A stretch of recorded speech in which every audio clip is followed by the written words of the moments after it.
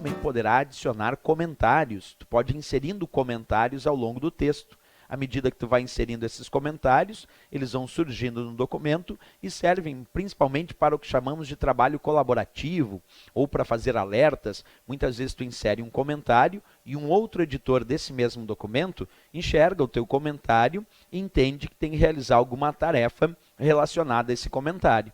Então também podemos inserir comentários, que são breves anotações que são feitas ao longo do documento. Isso também fazemos aí na guia revisão. Outro ponto que eu também merece destaque é o controle de alterações. Se o usuário começar a alterar o documento com o controle de alterações desmarcado, então as alterações efetuadas no documento não ficarão marcadas. Agora, se tu ativar o controle de alterações e começar então a realizar alterações nesse documento, todas as alterações produzidas no documento serão marcadas. E com isso, será possível verificar num futuro quais são aquelas alterações que tu deseja aceitar ou rejeitar. Porque depois que tu realizou um processo de alterações no documento, com o controle de alterações marcado, e essas alterações, observa, vão sendo marcadas, posteriormente é possível realizar um processo de revisão, aceitando ou rejeitando cada alteração. Então tu vai passando ali na opção anterior ou próximo, alteração por alteração. E em cada alteração tu pode descrever se tu deseja aceitar ou rejeitar aquela alteração. Isso tudo tu pode fazer no controle de alterações que nós temos aqui, certo? Bem, esses são os exemplos da nossa guia revisão. Agora nós vamos estudar um pouco alguns itens da guia exibição que nós temos aqui no Word 2010. Acompanha comigo então a guia exibição.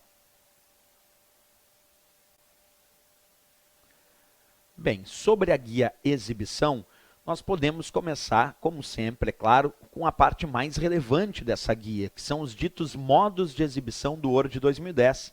Então, nós temos ali vários modos de exibição, como o modo de exibição que te permite visualizar muito parecido documento como será impresso, que é o modo layout de impressão. Nós temos também o modo layout da web.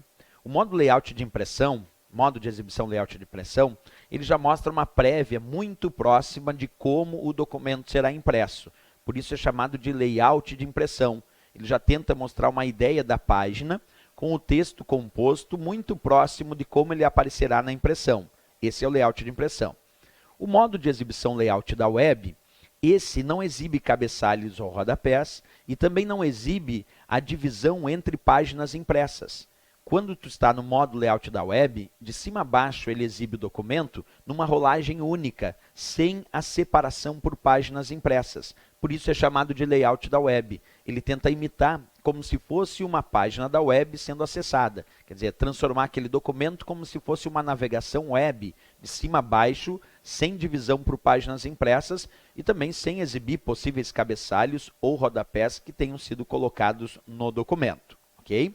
Outro ponto relevante que a gente tem em relação a esses modos de exibição é o modo de exibição estrutura de tópicos, da qual tu pode visualizar o documento como uma estrutura onde cada parágrafo é considerado um tópico. E a partir desse tópico representante de cada parágrafo, tu pode clicar, arrastar, mudando a posição de cada tópico ou parágrafo. Pode inserir a ideia de que um parágrafo vai elevar o seu nível para ser um título, por exemplo, ou rebaixar o nível daquele título para um parágrafo comum, e assim tu vai alterando toda a estrutura do documento através desse recurso chamado estrutura de tópicos que nós temos aí na guia exibição, certo? Outro ponto importante aí dentro da guia exibição, ainda sobre os modos de exibição, é a capacidade de utilização do modo chamado rascunho, que é o antigo modo de exibição normal, que é basicamente um modo para agilizar a digitação.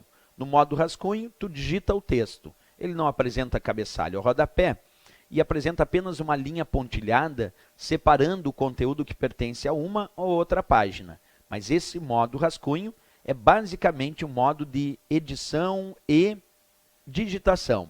Porque quando tu deseja ver como o documento será num padrão mais aproximado ao documento impresso, então tu vai utilizar aí o modo de exibição layout de impressão. E temos também o modo de exibição leitura em tela inteira.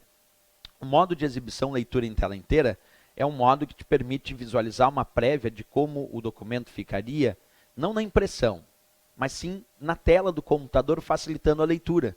Percebe? Leitura em tela inteira tem a função de mostrar como se fosse um livro com as páginas abertas na própria tela do computador, facilitando a leitura desse documento na tela do computador.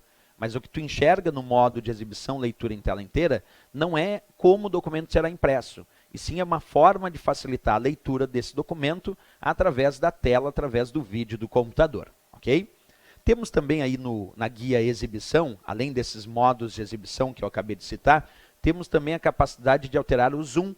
E o zoom dentro do Word, ele pode variar de 10%, que é o mínimo do zoom, até 500%.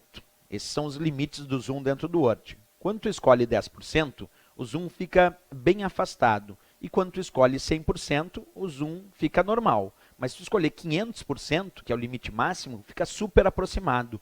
Então nós temos um limite aí para o zoom, indo de 10% até 500% dentro do Word.